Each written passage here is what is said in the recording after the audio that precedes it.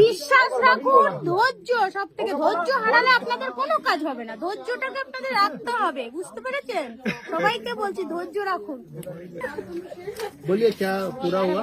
হ্যাঁ বলুন, কি আশা পূরণ হয়েছে? বোনের সেই ডিভোর্স হচ্ছিল না, বিয়ের পরে ডিভোর্সটা হলো, হওয়ার পরে তারপরে সেটাও মানে মানসিক করেছিলাম, সাবান নিয়ে গেছিলাম, ফেরত দিয়েছি। তারপরে বিয়ের জন্য সাবান নিয়ে গেছিলাম, সেটাও বিয়েটা ঠিকঠাক হয়েছে, ভালোভাবে হয়েছে মায়ের দয়ায়। তার জন্য আমরা সাবানটা ফেরত দিতে এসেছি। ঠিক আছে, পুজো দিয়ে মা সব কিছু আশাই আমার বোনের পূর্ণ করেছে।